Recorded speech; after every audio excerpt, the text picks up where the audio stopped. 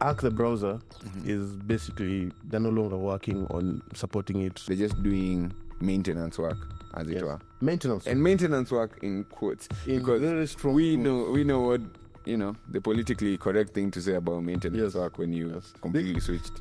This whole video is just going to be about choice words. The argument of the novelty tax, in my opinion, brings in a very big question. Is it better for you as a business or as a company to start with a novelty type product or to build a mass market from day one type product? I'm Dominic. And I'm Evans. Welcome to Admin Access.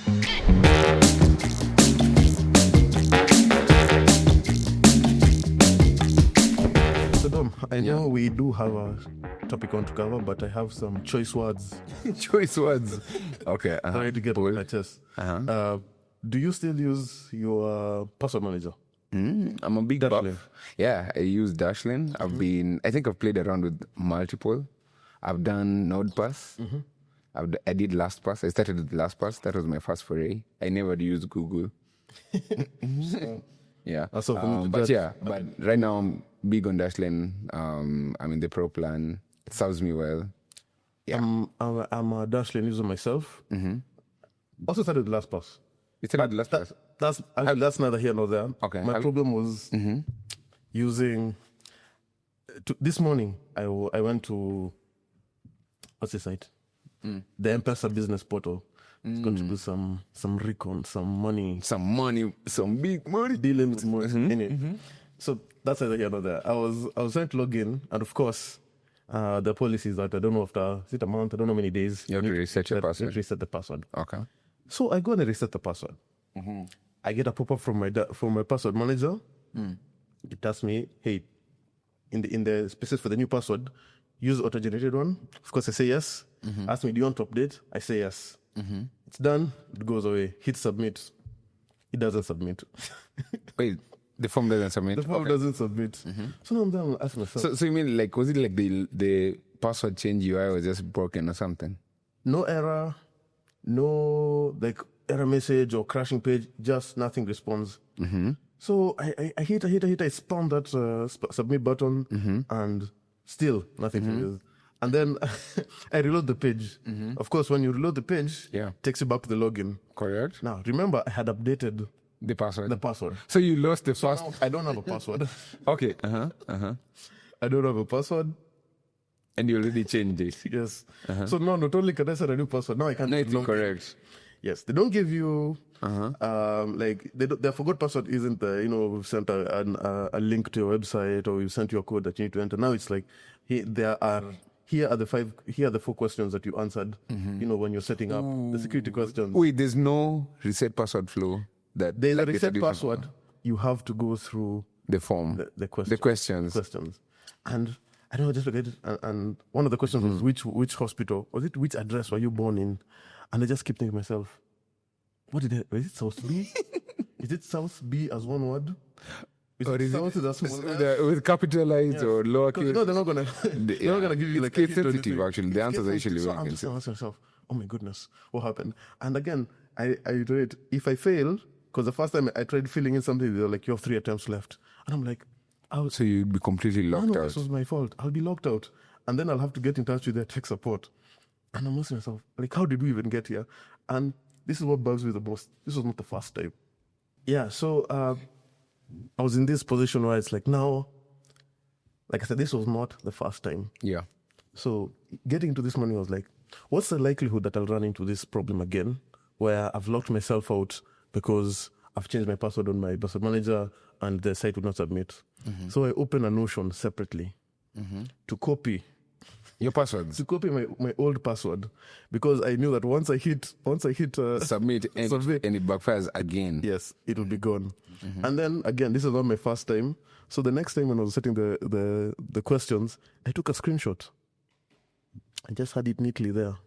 And now when they were asking me to answer the questions, where were you born? What was your dog's pet's name? And all that. I now had but I started asking myself, does this thing actually make things secure?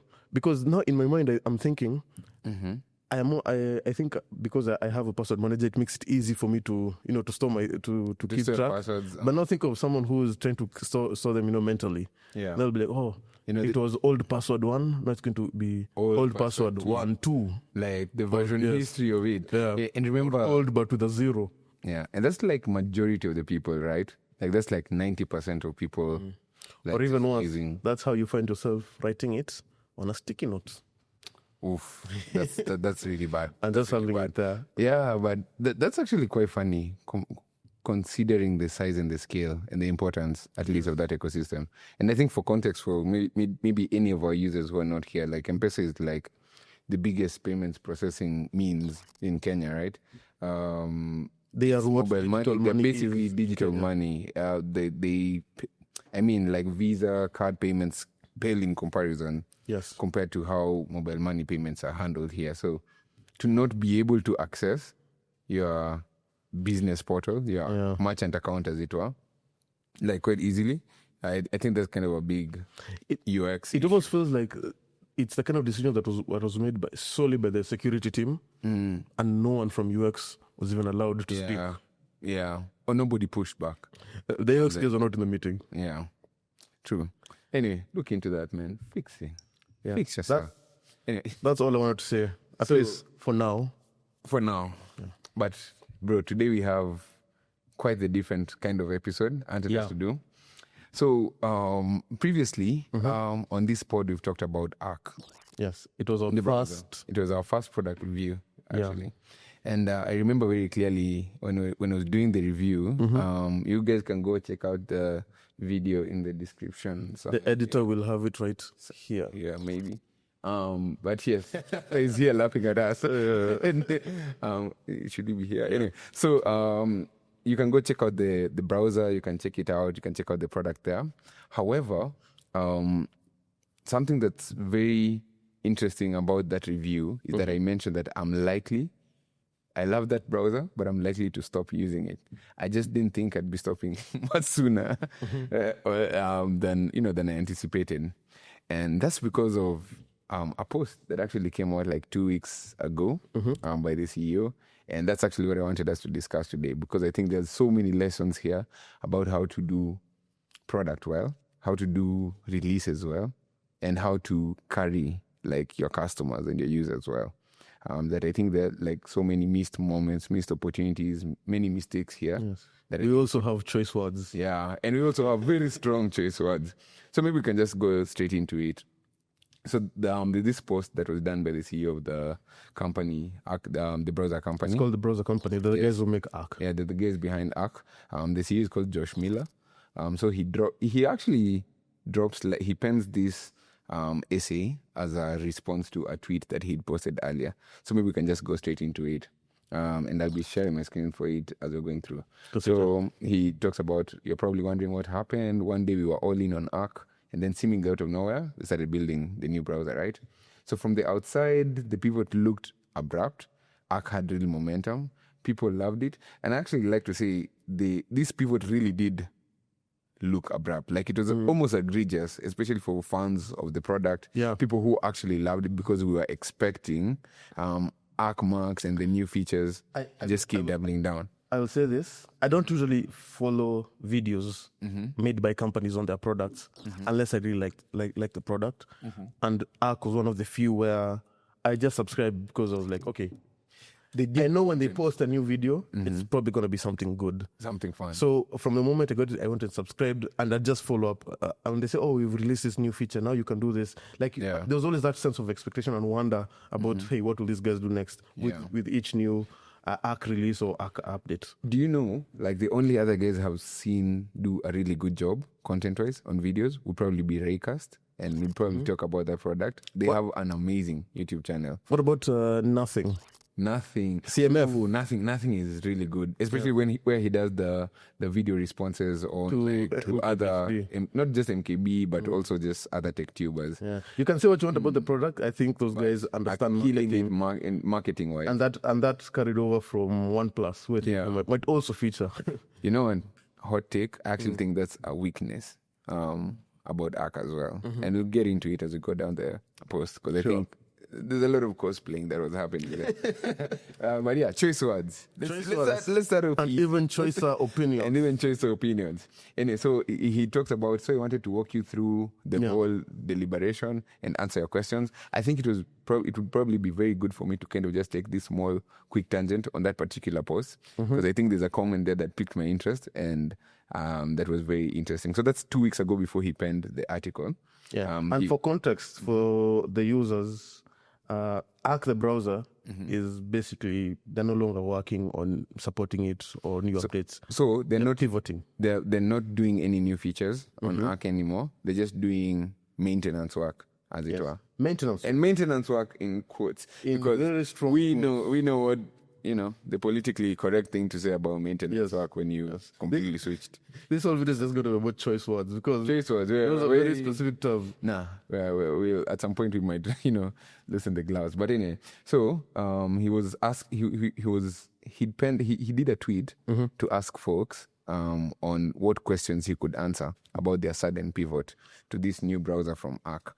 And guys started responding. Actually, the comments, in my opinion, were just telling of where everyone was at, pretty much with the whole direction, because people are really gutted about the whole choice of moving away from behind it. Why did you sunset Arc? Why did you fully commit to Dia? There's one.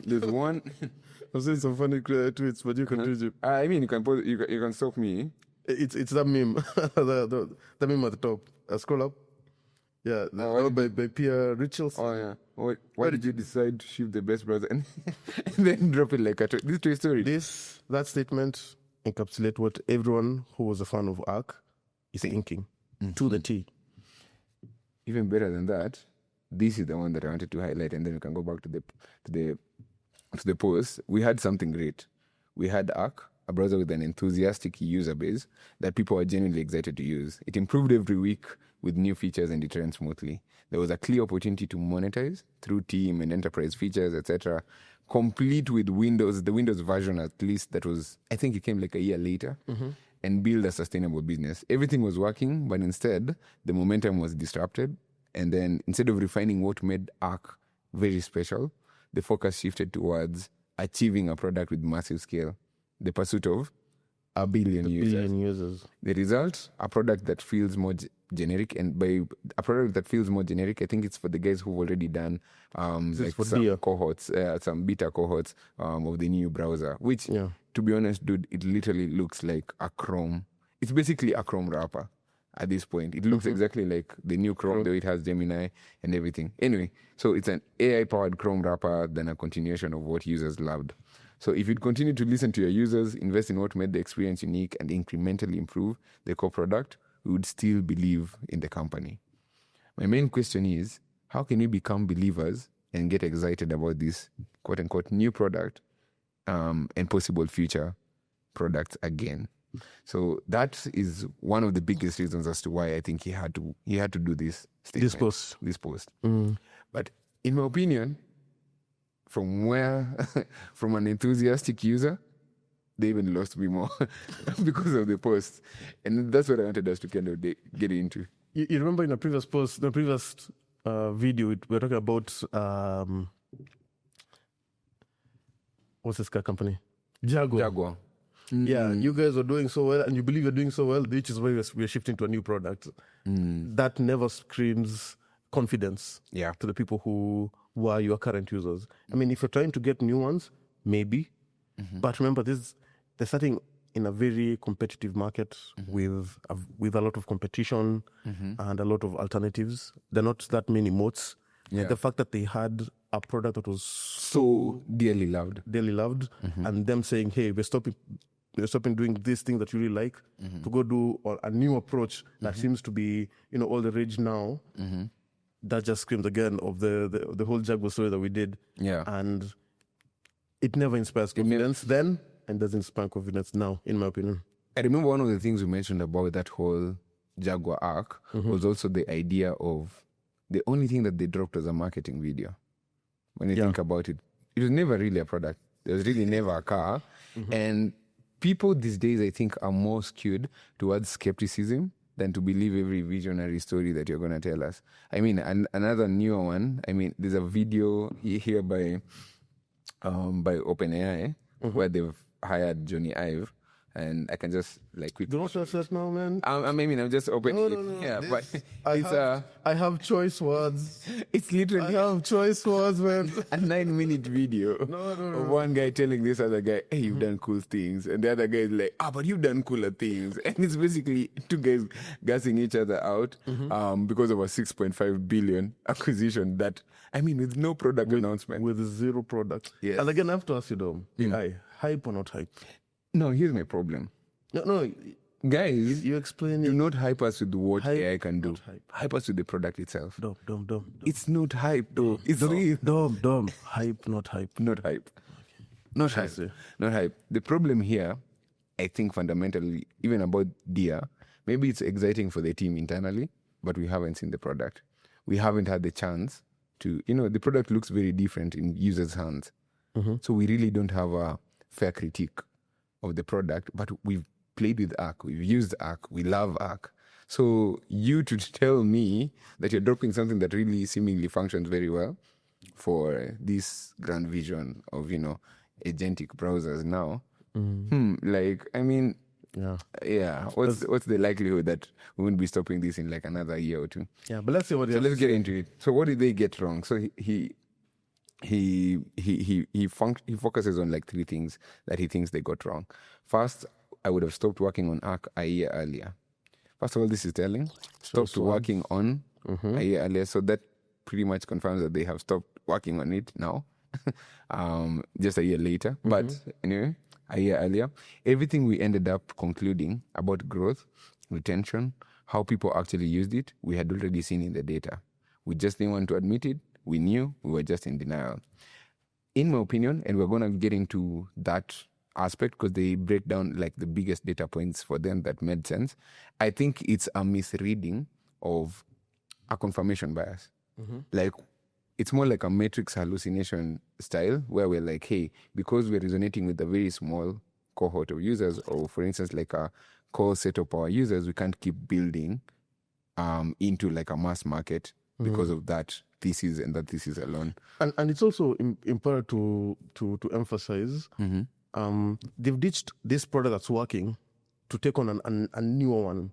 And to be honest, the browser isn't something you want to be, that you just get in lightly. It's not a fight to get into lightly. I mean, Firefox is just the example. And I remember we did a video on Firefox a while ago just talk about the enthusiast dilemma, where if you're starting, you have to appeal to people who are enthusiasts, but you eventually have to break away from that mold.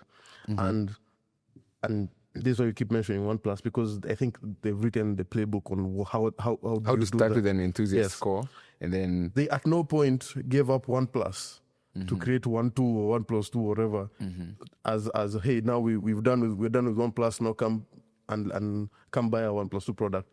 It was an evolution of the product that kept expanding, still building on what they were claiming is their main selling point, but with each iteration, they encompass more and more. They become more like the people they're fighting against. Yeah. But they didn't quite lose. They were able to ride that coattail. They didn't lose when they lost their enthusiast, score. It was at a point when they already had the mass market. These guys seem like they have given up their product at the enthusiast phase. Yeah. And they're hoping that the mass market will just pick up from where they left off. And I think that's a very dangerous bet. Okay. That's actually a very good take. And I agree with that one. But here's the second one. This is the one that you want. I know you want a clown. I want to embrace AI fully. I have choice sooner and unapologetically. The truth is, I was obsessed. I said I played, blah, blah, blah. He talks about how he likes ChatGPT and stuff. And then he says basically how they were very keen with their ArcMax rollout. Now, ArcMax were the nifty features that were AI, basically just AI implementations on Arc. I think I talked to you about a couple, renaming downloads, tidying up tabs. There's things like summaries of pages and things like that. The page preview. No, there's also hover. There was page preview and there was the hover for... I mean, I can just do like a quick Google search on, I don't know, funniest if you hover over a link, it would go fetch the page, use AI to give you the bullet point summaries for that page. Exactly. So I think it's like a long hover. Ooh, list of conspiracies. And then it just does like that whole pop-up thing. Yeah. So this is actually pretty nifty, Yeah. in my opinion. So that's an example of like how they began rolling out AI features. And then he says, like, he feels like they should have doubled down on AI much earlier, which I also think is like a different kind of like consideration you should make at a specific point in your business. Because you see, with where Arc was, I don't think they were like, I mean, yes, they were iterating very quickly, but you don't just like, change the direction of a cruise ship. He has to make the case. He has to make the case AI was the reason they were not growing. Exactly. Like there's but this is not a valid. Arc had a lot of users. It had a lot of hype, and none of it was ever tied to AI. Exactly. Actually, the biggest thing about Arc, in my opinion, was the ergonomics of the browser. It just made the browser experience very, very different. It's almost as if at some point they kind of forgot. As you said, they were listening to the internal projections of what they hoped to be true or what they wished were true, and forgot to listen to what people were actually saying about Arc. Yes.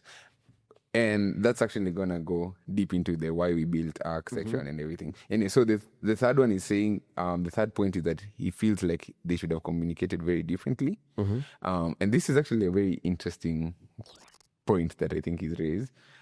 They care so much for the people that they build for, always have. Saying it pains me to have made people mad doesn't really do it just.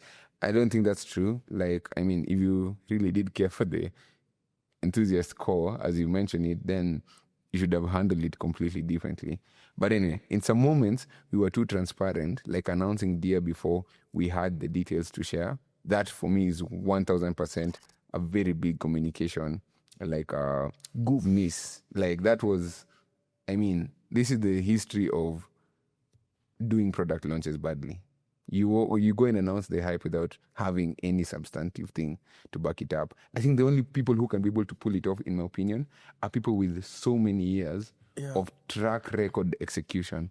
Yes. Of people multiple who are brands products. in their own right. Yes, people who are brands. Like, I mean, Apple can get away with that. And even when they did with the announcement, I think, was it like Siri? The whole AI situation where they iPhone, the latest iPhone 16.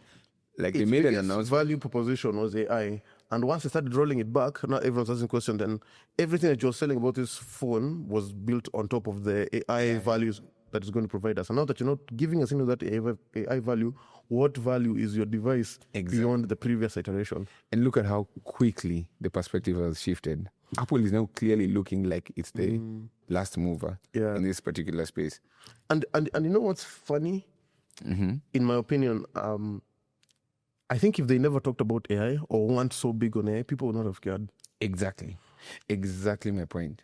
I think these guys jumped the gun too early, announcing Dear, in such a way that the positioning was. And we cannot emphasize enough, these guys had a working product that people loved. Those two statements are hard to find. Yeah. Everyone on its own is hard to find. It has to get right. Just getting a product that people love. Getting a product that is very functional and that people love is very hard. And to throw that all away is... Anyway, let's get into why they say they built Arc, right? So the whole idea and I'm just going to jump into this paragraph here, like at its core, they started TBC with a simple belief that the browser is the most important software in your life, and it wasn't getting the attention that it deserved. This is a thesis that I actually resonate with, I think, because I pretty much spend like, a good chunk of my percentage as a professional knowledge worker on the browser. Multiple web apps, building, deploying stuff on I think if I could summarize it is true. The value of software comes in distribution. The fact that this thing that I built, I can have it working for 1 million people without any additional cost to me per se. In the same, that's not applicable for normal devices. For example, a phone. If I have 10 users and I need to grow to 1,000, I need to build 1,000 new phones. Whereas a jump from 10 users on software to a million, is like the economies of scale are like is much different. And now, if you take that to its logical conclusion, then even the distribution of that software still needs to follow that path. And now, the browser becomes a way of magnifying or taking to the next level the distribution of the software itself. Whereas before I have to download things, wait for updates, now I just have a window to the product, itself. I've reached another level of distribution that I would not achieve. Okay. So basically he goes in on the initial vision for Arc. They want to make a delightful experience on the browser, which I think in many ways they achieved it in just V1. Yeah. Fixing the ergonomics of a browser. And you begin to see it in this section where they're talking about where Arc fell short. And I'm just going to jump fast to the metrics. There's this paragraph here where they're talking about, on top of, to get specific, actually this one, the D1 retention was strong. Those who stuck around after a few days were fanatics, but our metrics were more like a highly specialized professional tool, like a video editor, than a mass market consumer product, which we aspired to get closer to. Now, this I disagree with. I think I kind of agree, but if I take them at their word of trying to be mass product, at best I'm going to say that they were delusional. Because you see, and this is probably not my own wording, this is something that everyone who used Arc, was a fan of Arc, would said, is that they're not a typical browser. By definition, they're not mass. You usually start by logging in. You usually start, and I think it was one of the comments on one of our social media videos on Arc, that the fact that I have to log into a browser already, you lose me on that. So and so you tend to say that, hey, I'm building this thing that is so different, that is a breath of fresh air when it comes to using this product category that we all know is the standard way of, the horizontal tabs. Like we've had Firefox, Brave, and Chrome for the longest time. And so they came out with this idea saying, hey, we are different. We are not, this is a new way of experiencing the browser. But then to still have a goal and say that we want to be mass market, by definition means that you have to look like the people you're trying to compete against. So that is actually one of the things that they're calling here the novelty tax problem, right? So they're saying that a lot of people loved Arc, but the problem about that is that when something is too novel, there are very few people who are gonna withstand the friction of getting onboarded onto your product, right? But the guys who do experience such a fundamental shift in how they used to do things and really, really take a liking to it, and you completely retain them. But just getting people over that first bump of experiencing the web differently was to them a humongous challenge. And I was thinking about it right now because I've been thinking about Arc alternatives. So I've been playing around with a couple of browsers. I've actually realized I can't go back to horizontal tabs. As somebody who does 50 you tabs, refuse. I genuinely refuse, because I did a workflow for one day back on Brave, and I had 40 tabs open. Okay, not 40. 40 is maybe, okay, I don't know. It was many. That's very possible.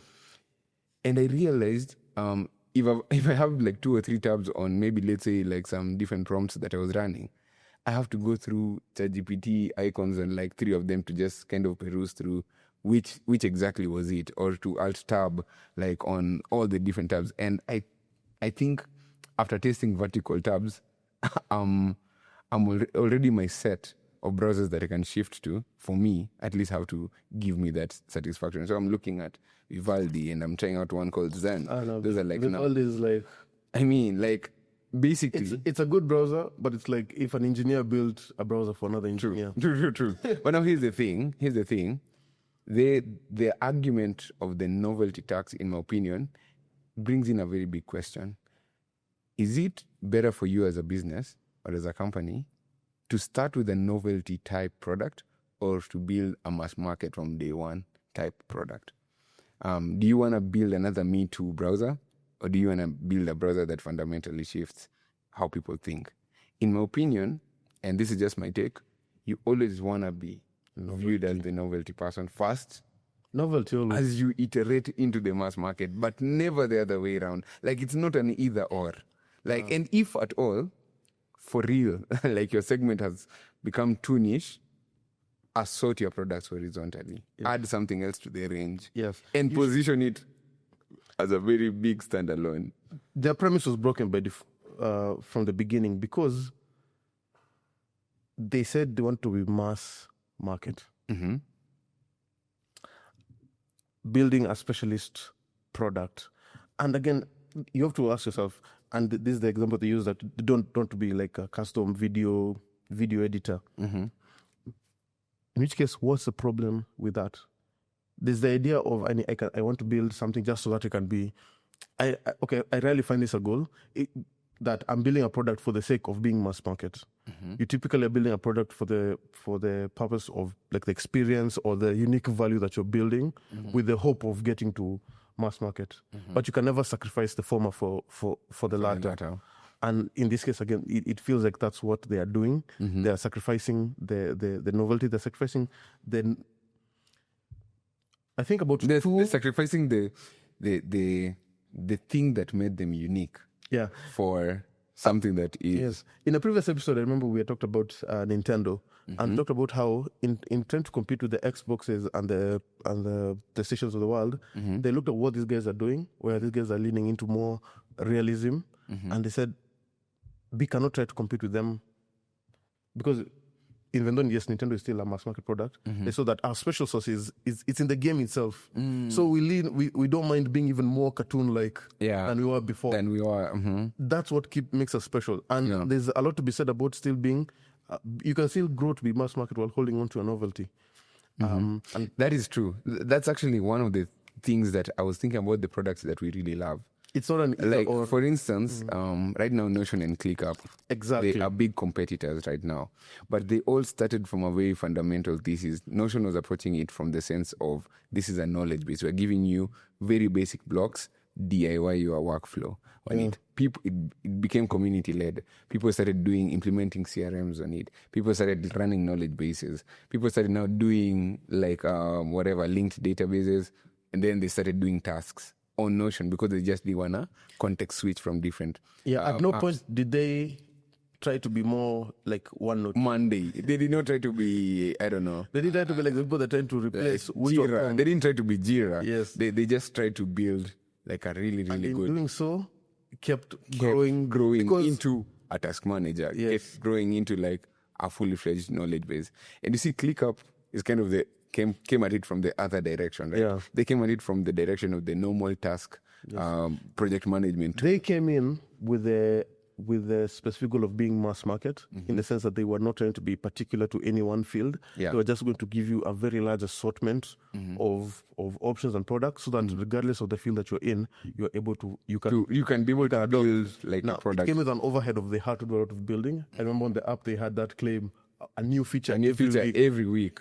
So they had to do a lot of building, but they were quite clear on what they want to do. Hey, we're not. Yes, we are unique, but really our uniqueness is the fact that you can put us into any business, any kind of business, and we will still work. Yeah. Whereas ARC starts from the point of view of we are not the browser. Exactly.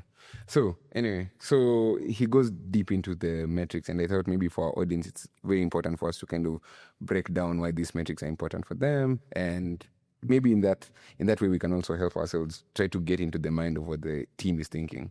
So on top of that, ARC lacked cohesion in both its core features and core value. It was experimental. That was part of its charm, but also its complexity. And the real preferences of our members show this. What people actually used, loved, and valued differs from the average tweet or Reddit comment assumes. So now this is where it becomes interesting. So 5.5% of DAUs use more than one space regularly. 4.17 use live folders, including GitHub live folders. DAUs being daily active users. And then it's 0.4 for one of our favorite features, calendar preview on Hover. Now, this is where now I think you begin to lose your North Star when you get into a feature frenzy for most apps. in my opinion, 60% of all users on Arc came in for the ergonomics. Yeah. Just the delightful UX. Not even the, not even the features. No one wants like the calendar preview. We were fine with it as it was. Yes. Like just on the vertical, like We came for the quality of life. We came for the quality of life. We came in for the experience. Now, I will extend them an olive branch, because the truth is, also as you're building, you yourself, you have a vision for what you want to build, but you're not sure. You can't truly be sure that this is the product that the market wants. And so you obviously have to do a lot of testing. And a lot of it is you throwing something that you believe strongly in. Again, It's pretty cool. by definition, the fact that what Arc built from the beginning was a compelling vision that they had on the browser that was unlike anything we had done before. And that gamble on its own had paid off. And so they still have to keep making those bets, but they still are a relative, especially now that they had more users, they could be able to get a gauge for what makes them valuable or what makes them valuable to the existing users, and that should, in a sense, become the North Star. Because the truth is, once you build a product and you put it out there, there's a vision that you have, but people will take it and will use it in whichever way they feel is most applicable to them. Now, when you find that the majority of the users have taken a liking to certain features or a certain way of using this product, you can decide that this is not what I built it for, and so I'm going to abandon it, which seems to be the case. The case. But I don't think that's what a recipe for building a successful business. If you try to build a successful business, it becomes a co-creation between you and the customer, where you're getting feedback for the customer, letting you know these are the things we really like. These things, not so much. Now, to some extent, you must have a spine, because you can get users who want to replicate the features they had in the other place, which might not be in accordance to your vision. But it's like a dance between the users and you trying to maintain a vision and refining that vision based off what the customers are telling you, and the customers giving their feedback and saying what they like, what they want improved, and them getting some, if not all, of their demands. I think I'm in complete agreement with you on that, because you started with the one thing that I think I wanted to just address. You have to make a business of it. And that is, for me, the most conspicuously absent metric. What's the number one metric in any business? Money. Revenue, brother. Revenue. And to this day, Arc has actually not generated any revenue. And now, for me, that is the real reason. It's not the 4% using live folder preview. It's because there's no monetization, or rather they have not been able to crack the monetization route. And so what do you do if you've raised $100 million on your product that is loved by a niche group of people and you've not been able to monetize on it? I think that's what we are seeing here. But you start to overindulge in metrics. Exactly. So let me see. You start define changes in your product in such a way as to show that you're always making progress. Yeah, exactly. So I think the biggest, and I've just done like a quick search here. The Arc browser developed by TBC has not generated significant revenue to date. Literally. Before the drop of Arc, or is this based off Arc or based off Dia, which is the new product? No, that's my thesis. I think they're trying to sell the vision for Dia because they have not been able to do like a monetization path for Arc. I was actually, when you scroll all the way down, look at how big this team is.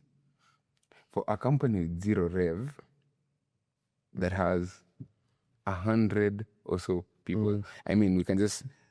This may be an interesting segue that perhaps we can talk about in future. Yeah. But I remember there's a time we're talking about startups, especially here in Kenya, that have raised, and how many of them go bankrupt. Yes.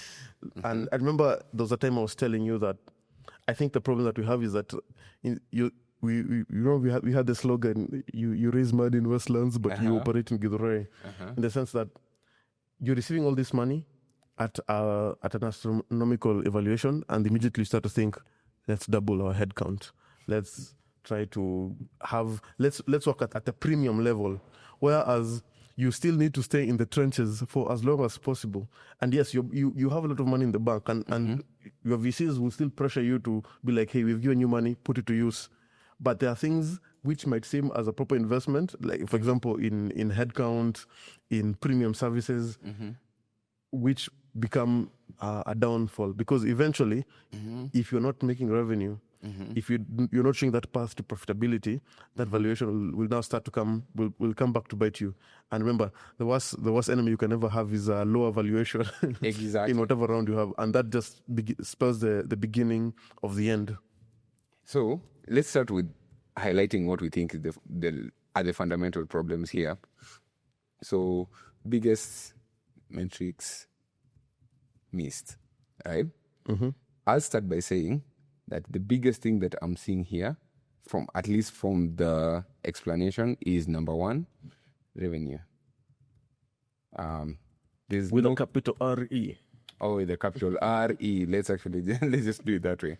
So this team is heavily bloated, in my opinion. And I just ran a quick prompt to basically see how many people do we look like we have. It's saying around 65. I did like a manual count. I counted 103 in the photo when I looked at this, and I was just trying to estimate like what's the average burn if you take like a 90K annual compensation summary. Basically, we are anywhere between the range of $10 million a year in spend just for staffing. You haven't talked about like tooling, infrastructural costs. And when you add all these things, so web services are not going to pay for themselves. When you add on those costs, and then you know that the last round was a $50 million round, you kind of already have like a 1-2 year runway for a company Just this for the big. team alone. And the funny thing is, the new browser that I'm testing out, there should be an alternative to this. Zen browser, I think, has a team of like 5. It has like 5 guys independently open sourcing this project, and it pretty much meets a lot of the economic benefits that I gained from Arc, which kind of now drove me down the road.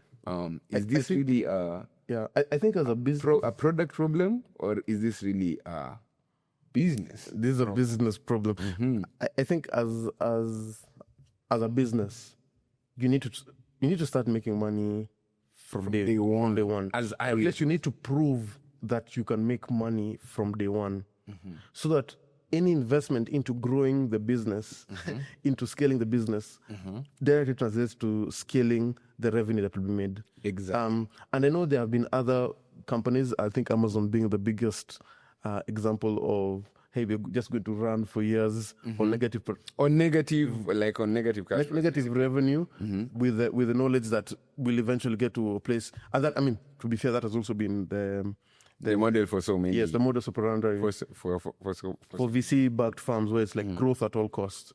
But eventually, you can never escape monetization. Yeah, we can never, and we also get to a point, I think, even with VC funding, where monetization profitability, people still need to see that path to profitability, and using that to also guide your decisions. My problem was actually not on the fact that these guys have not been able to, it's not about being loss making. I think for me, it's about just the base level monetization. Would I pay for Arc as a user, as an enthusiast? I think I would. I pay for my password manager. I have a very strong suspicion that I pay for my daily driver browser. And Notion showed us that it's possible, because that it is possible. People could have opted back to going to OneNote. Exactly. Or using any of the other free, but by providing a very compelling product that hits the nail on the head with regards to the things that the customers wanted. Once they got to a point where they started charging, and I mean, they've also integrated AI into their product in a very useful way. Yeah. And again, they've also monetized that aspect, feature, that aspect of the product. Correct. So it would not be hard to say that even if they said that we're not mass market, with the enthusiasm that we have, You could make a business. would we have made a business out of this? And the answer for me would be yes. There are many products at a much smaller scale with much fewer customers than ARC that are at least self-sustaining. Yeah. So I think the problem here becomes now the vision for the product that you're building versus what you're having. So it's like the pragmatist dilemma. Remember when we were thinking about the mom test, right? Yeah. Like whenever you are making a product, is it good enough for your mom to use that product, right? And if your mom cannot find this product, like find utility out of the product that you're building, it's safe to assume that you do not really attract like the mass market populace on your particular product. Yeah. And so that's the argument for... But as we've established, that in and of itself is a flawed goal to undertake at the beginning when you already have data, when you have metrics on like the significant user base that you have, and you can keep iterating on the product to broaden. We cannot emphasize this enough. They had a lot of customers who loved the product. Yeah. That's something that people will die. People will sell kidneys just to have their product meet those two objectives. And it's not like there wasn't any path to profitability for them. But I think that's also why we have to acknowledge the fact that funding comes into play. And the truth is, if you're receiving, funding from any investor, you do have a requirement. Yes, there's a pressure to report back on progress. And I don't know if they would have made it if they didn't have a lot of that funding. I cannot speak to that. But there's always a caveat that you must still, you have to balance the fact that, hey, you're receiving money to scale this business with the fact that we still need to build the business that we envisioned from the beginning. Yes, taking feedback, don't be blind to it, but we can't just drop something that is clearly working. And it's not working in the wrong way, such as, like the movie pass kind of business where there's no combination, there's no scenario where it would have ever made money, but it's working in the sense that, hey, perhaps there are a few things we can tweak, but we can get there. So what do you think is the role of VC, like in this particular case? So these guys have raised $100 million in the lifetime of the business right now, right? Over, I don't know if it's 3-4 years. We can just confirm the age of the company. There is that VC pressure for growth at all costs. Obviously, there's the pressure for monetization. I think that's what's led to a lot of the marketing things. I think that's actually why the browser company are really good at the marketing that they do, because they really have to communicate. They really have to communicate quote unquote value, even if it's not really realized per se yet. I think, in my opinion, this is one of those situations where, as the founder, you have to make the call for the business as you see it being used versus the pressure. As the founder, you have to make the call for, like, should you take in the VC direction? And this is where now control matters, right? In how you've raised. If you've raised in a situation where you still have control over the business, you should absolutely make the call to keep iterating. You have to stick to your guns. You have to stick to your guns to double down on products that work. Because I think the perspective of the VC versus the perspective of the founder on the hot seat and the users using a product cannot be always at... They're never quite aligned. They're never always quite aligned, because for them, they look at market capitalization. They look at, are you dominating return on investment? Are you the biggest browser in the world right now? You sold us on this vision. What gets us to that point the fastest? And in that pressure, the big mistake that these guys did is shift to, I think, riding the AI wave for like now agentic browsers and lose a very strong, engaged segment of their product. That is going to be, I don't know how that is telling for Deer, but I'm bearish in the context where they're not going to have super fans, because the same things that I suspect they're going to be trying to do in the mass market product are going to be a very Me Too product. I think Chrome is going to, I can't bet on them to beat Google in building a Chrome-like browser.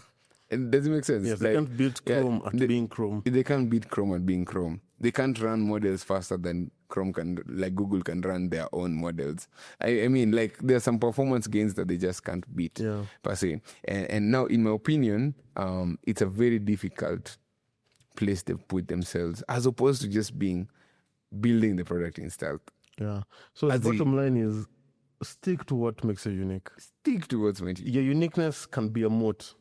It is a moat. And even if you need to break from, let's say, if Arc was their Halo product, as the brother company, as you so well put it, like in the last episode, we've realized Halo products work in the context of a suite of products, like on an assortment of products. Then there's so much, like, there's a humongous case to be made for make dear, but do not communicate a sunsetting or an abandoning. And even then, my biggest argument with that is, with a team of about 100 and people who can rebuild the ergonomics of your browser with a team of 5 engineers, and the notion that was built to become a unicorn with a team of under 10, was it under 10 people or under 20? You can confirm that. Yeah, I think for audience and for those who are building product, always remember, growth in user count, in head count, does not equal growth in productivity. Correct. Sometimes you're most productive when you're the fewest. Yeah, for real.